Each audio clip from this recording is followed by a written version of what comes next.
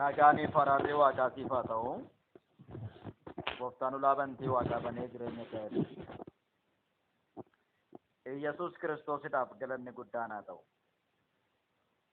Waaqayyoon nuti waaqeffannu gooftaan keenya Yesuus Kiristoos waan guddaa nuuf godhe. Maqaan isaa ulfaatu. Isaaf galanni guddaan haa ta'u. Sagalee kana dhaggeeffattee uumaa kee isa hunduma danda'u. Isa keessa garaa keetii beeku. Isa rakkina kee beeku. Isa si ta'uu beeku. Isa sitti dabuu beeku. Haala ati keessa jirtu hundumaa isa beeku. Yoo si mijate kan beeku, yoo si mijachuu dide kan beeku. Yesuusidhaaf galanni guddaan haa ta'u. Akka galateeffattuufan sagalee kana gara kee fida. Yesuusidhaaf galanni guddaan haa ta'u. Maaliif yoo jette wanti nuti akka nu gumgumnuuf waaqayyo irratti akka nuti gumgumnuuf taasisu akka nuti hin galateeffanneef wanti taasisu baay'eedha. Cabsinee galateeffanna. Ameen. Yesuus Kiristoosidhaaf galanni guddaan haa ta'u. Wanti akka nuti hin galateeffanneef nu ittisu baay'een yoo jiraate iyyuu nuti hin galateeffanne. Akka nuti boonyu, akka nuti abdii kutannuuf, akka nuti waaqayyo irratti gumgumnuuf, maaf na dhiiste waaqayyo akka nuti jennuuf wantoonni baay'een isaanii yoo nu marsan iyyuu nuti kana hunduma keessa darbinee isa galateeffanna. Yesuusidhaaf galanni guddaan haa ta'u. Ameen. Hallelujah. Isa afaan kee galataan guutuuf waaqayyoof galanni guddaan haa ta'u. Gaafa ati galateeffattu mandarri diina keetii raafamuu jalqaba. Gaafa ati galateeffattu karoorri diina keetii diigamuu jalqaba. Sababbiin isaa diinni keessirraa kan eegu boo'u, gaddu, abdii kutachuu, gumgumuudha. Yesuusidhaaf galanni guddaan haa ta'u. Garuu ati gaafa ati galateeffattu ittiin ta'u. Ergaa galateeffachiisu kana gaafa gara keetti fidu, ergaan kun gara keetti akka hin dhufneef lola gurguddaa uumuu danda'a. Haa ta'u garuu ergichi waaqayyoodha, hin daangeffamu. Yesuus Kiristoosidhaaf galanni guddaan haa ta'u. Hallelujah. Egaa kallattumaan gara sagalichaatti seena. Isin sanyii badutti osoo hin ta'in, sanyiin bannetti sagalee waaqayyoo isa jiraataa fi isa akka jirutti hafuun haaraa taatanii dhalattanii jirtu. Yesuusidhaaf galanni guddaan haa ta'u. Kanaaf kaalakkaa biyyi lafaa waa hundumaan dhagaasaa kan nuti darbatu, kallattii hundumaan waan of harkaa qabu kan nuti darbatu. Kanaafidha biyyi lafaa. Kamiif? Nuti sanyiin bannetti waan dhalanneefidha. Yesuusidhaaf galanni guddaan haa ta'u. Sanyii badu kanatu sanyiin banne kana balleessuudhaaf karoora qaba. Garuu nuti sanyiin bannetti waan dhalanneef sanyiin badu nu balleessuu hin danda'u. Yesuusidhaaf galanni guddaan haa ta'u. Kanaaf ati sanyiin bannetti waan dhalatte Kiristoos Yesuus itti amanuu keetiin sanyiin bannirraa waan dhalatte Yesuus Kiristoos gooftaa lubbuu keetii gochuudhaan sanyiin bannirraa waan dhalatte sanyii haarawaa waan taate sanyiin kun yoo si dhiibeyyuu, sanyiin kun yoo si jibbeyyuu, sanyiin kun yoo si reebeyyuu ati sanyiin banne waan taate ati waan caaltuufidha. Yesuusidhaaf galanni guddaan haa ta'u. Ati waan caaltuufidha. Warra biyya lafaa kanaatti dachaa meeqaan ni caalta. Yesuusidhaaf galanni guddaan haa ta'u. Ameen ameen. Dachaa hedduudhaan warra biyya lafaa kana ni caalta. Abdii isaanii hin caalta. Mul'ata isaanii hin caalta. Kakuu isaanii hin caalta. Argannaa isaanii hin caalta. Qabeenya isaanii hin caalta. Jireenya isaanii hin caalta. Yesuusidhaaf galanni guddaan haa ta'u. Akka ati caaltu gooftatu taasise. Akka ati mootus gooftatu taasise. Akka ati mataa taatu gooftatu taasise. Kanaaf waan naannoo keedhaa waci, rakkina naannoo keedhaa waci, lola naannoo keedhaa waci, waan abdii si kutachiisuudhaaf deemu isa kan diina keetii ilaaltee abdiin kutate. Jettanii ammas na dhageesse. Ati hin caalta. Ati hin caalta. Diinni kee inni amma siin falmaa jiru siin falmuu danda'a, siin loluu danda'a, si mo'achuu hin danda'u. Mo'ichi kan keessa. Dirree irratti siin lolu yoo si qabaate iyyuu dirree irratti si mo'atu hin qabu. Lafa irratti siin lolu yoo qabaate iyyuu lafa irratti si mo'atu hin qabu. Kiristoostu mataa si godhee gammadu. Kiristoostuu diina kee diiyaabiloosiin ariifatee miila kee jalatti gadi dhidhiite. Gammadi. Ililchi. Galateeffadhu. Kanaaf hamma isa simataniif ijoollee Waaqayyoo akka ta'aniif aboo isaaniif kenne. Aboo qabdaas inni aboo hin qabne sin sodaachise.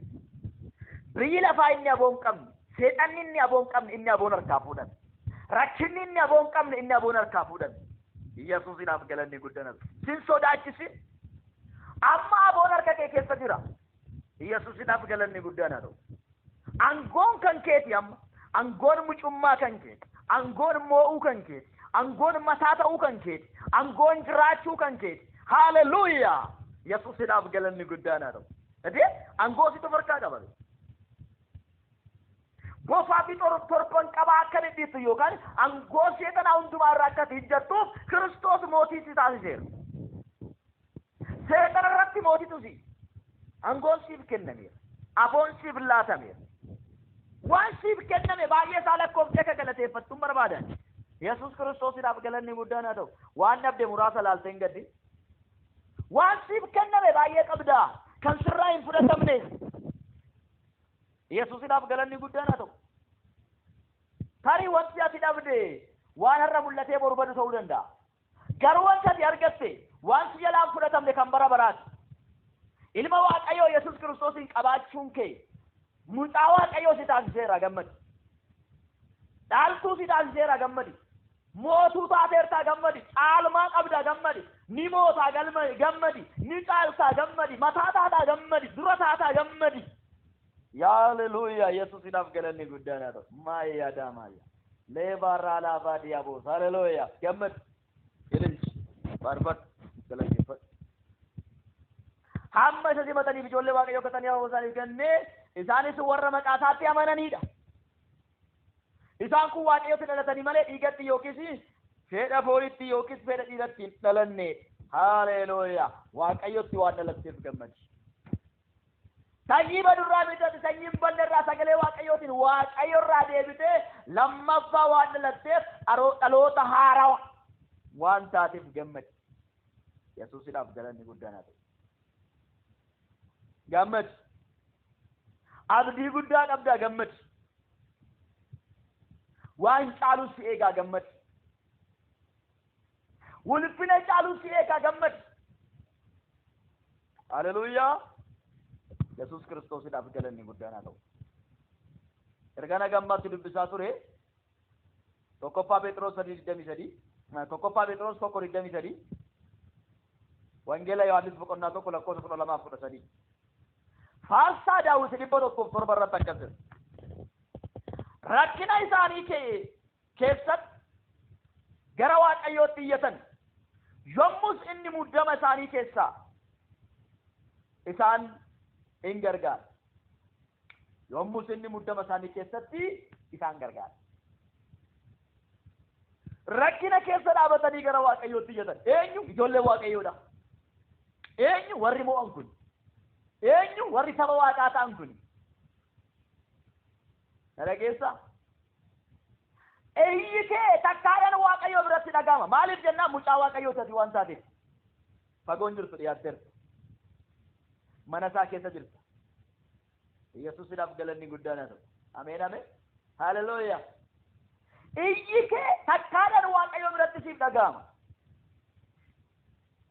Rakkina isaanii keessaa gara Waaqayyootti iyyanii innis immoo rakkina isaanii keessatti isaan gargaare. Si gargaara. Ibidda keessa yoo dabarte yoo ibiddi sin gubu. Bishaan keessa yoo ceete yoo sin liqimsu. Sababbiin isaa maaliif? Inni si faana jiru Waaqayyo amanamaa. Rakkina si marsee jiru caalaa Waaqayyo si faana jirutu caala. Waan si muddamsiisaa jiru caalaa Waaqayyo si faana jirutu caala. Hallelujah. Yesuusiidhaaf galanni guddaan haa ta'u. Dubbii isaa ergee fayyisee boolla du'aa keessaa isaan baase. Dubbiin Waaqaa gaafa dhufu nama fayyisa. Yesuusiidhaaf galanni guddaan haa ta'u. Dubbiin Waaqaa gaafa dhufu maal godhaa? Nama fayyisa.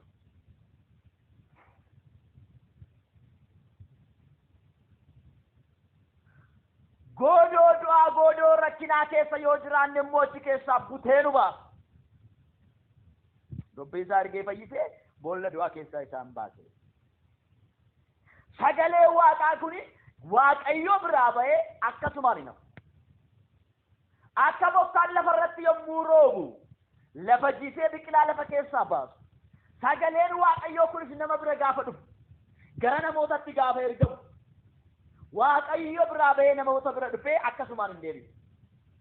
Nama bira dhufe san keessatti namni sun sagalicha sana yoo fudhate namni sun sagalicha sana ameen jedhee gaafa itti walii gale sagalee sun jireenya isaa keessatti humna guddaadhaan jira. Ameen jettee fudhattaa sagalee kana si keessatti waa hojjechuudhaaf jira. Jireenya kee irratti waa hojjeta. Yesuusiidhaaf galanni guddaan ati.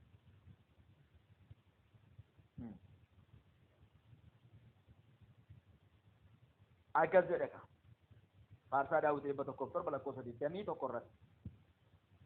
Egaa gaarummaa isaa fi wanta dinqisiisaa inni ilmaan namootaaf godhe isaan kun Waaqayyoof galata haa galchanii. Warri Waaqayyo isaaniif godhe, warri Waaqayyo isaaniif oole, warri Waaqayyo gatii isaaniif baase, warri Waaqayyo rakkina isaanii keessatti isaan gargaare isaan kun maal godhanii Waaqayyoon haa galateeffatanii. Sin gargaarree Waaqayyo si gargaare. Ammas immoo si gargaara. Isa darbeefis ni galateeffatta, isa ammaatiifis ni galateeffatta, isa kana boodaafis ni galateeffatta. Hin eegin waan diinni siin jedhe sirratti hin ta'u. Inni Waaqayyo jedhe yeroodhaan gara Yesuus Rabbiin isaa isa ammaadhaaf isa darbeefis isa dhufuufis arraba kee keessaa kan ba'u galata. Diinni kee garuu kana taata fuuldura keessanii bakka akkas jedhee wantoota adda addaa sii kaa'uu danda'a. No! Waaqayyo biraa kakuun kee akkasumi. Waadanati Waaqayyo wajjin galte kan akkasii miti. Kakuun Waaqayyo sii galee kan akkasii miti. Yesuusiidhaaf galanni guddaan ati.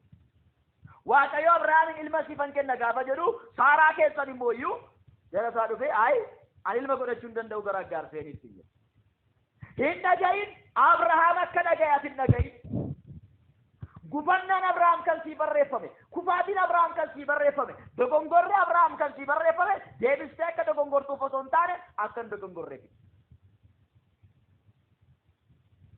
Abrahaam haadha manaa isaa Saaraa dhaga'ee Waaqayyo amma booda naaf hin kennu jedhee waan Waaqayyo isatti dubbate sana haale akka waan Waaqayyo dubbii isaa garagalchuu akka waan Waaqayyo dubbii isaa dubbate sana dhiisu fakkeessee Abrahaam gara Aggaar bashitaa addunyaa kanatti fidee rakkina addunyaa kanatti fidee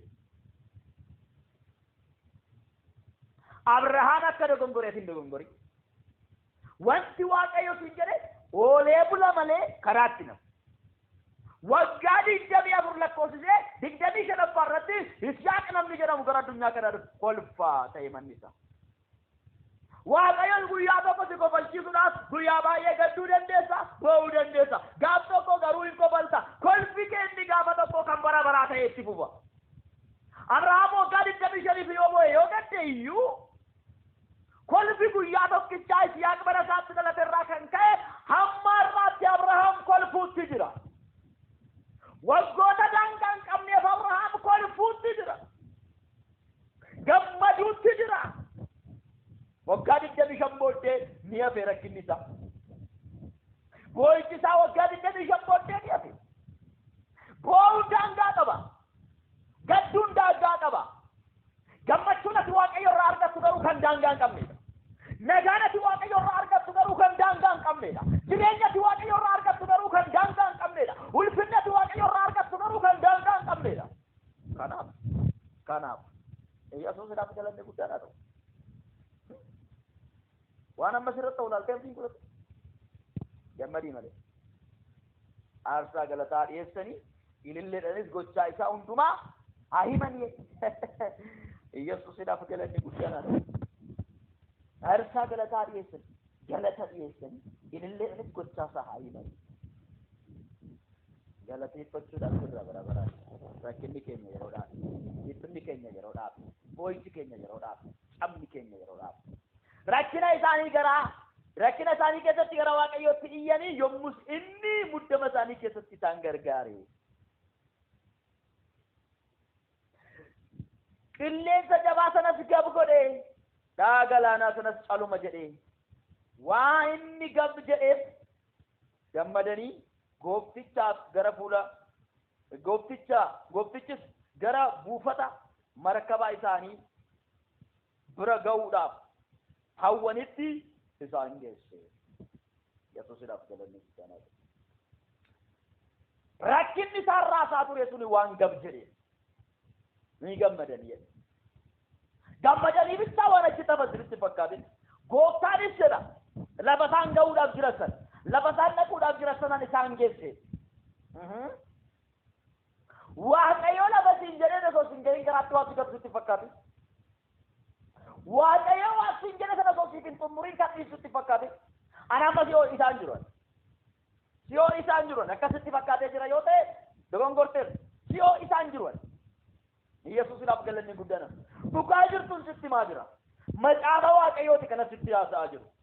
Waadaa Waaqayyoo siif galan sitti maa jira? Mucaasaa deebi'aati. Ati kan Yesuusiimi? Biyya lafaa wakkattee Yesuus faana deemaa jirtaami? Hin sodaatin. Abdiin kee guddaadha. Hin sodaatin. Gammachuun kee kan bara baraati. Hin sodaatin. Nagaan kee kan bara baraati. Hin sodaatin. Jireenya bara baraa jiraata. Haleluuyaa. Yesuusidhaaf galanni guddanaadha. Shaakaa laabaa biyyaa booraa laabaa janamaa biyyaa boos. Waan guddaatu si eegaa jira. Waan guddaatu si eegaa jira. Namni baraa baratti yommuu ce'u waggaadhaa gara waggaatti yommuu ce'u hin gammada. Hin gammada.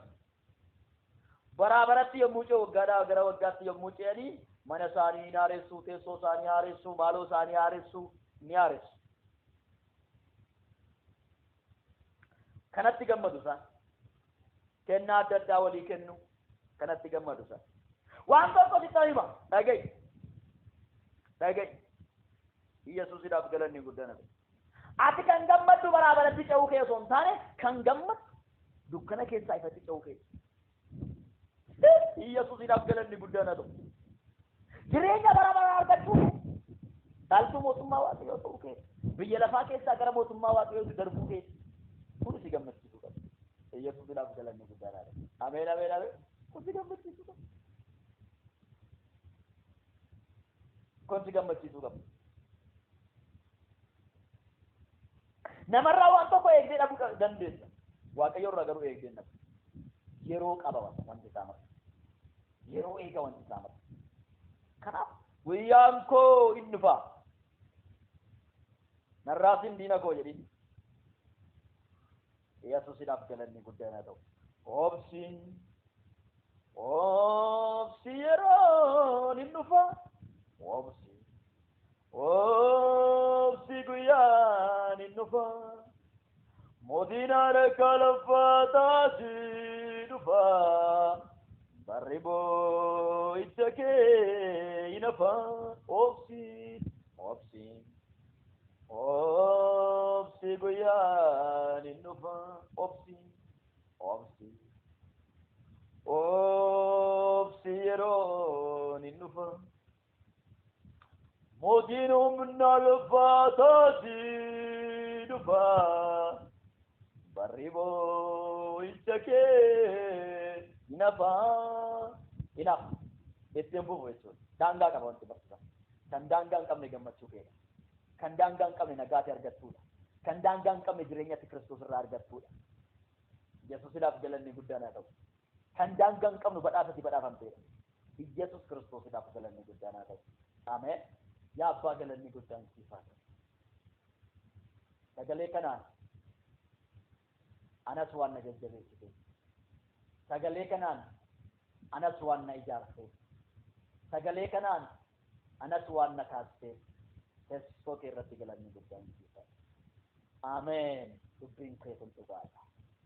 Ameen. Anis fudhadheera. Atis ameen jedhii fudhadhe. Yesuusidhaaf galanni guddaan haa ta'u. Ergichi humna hojjetuuf keessaa qaba. Sagalee Waaqaa jiraatadha. Yesuusidhaaf galanni guddaan haa ta'u. Sagalee kanaan fayyine, sagalee kanaan jireenya arganne, sagalee kanaan dabarre, sagalee kanaan oolle, sagalee kanaan nama guutuu taane gosan si eebbisu.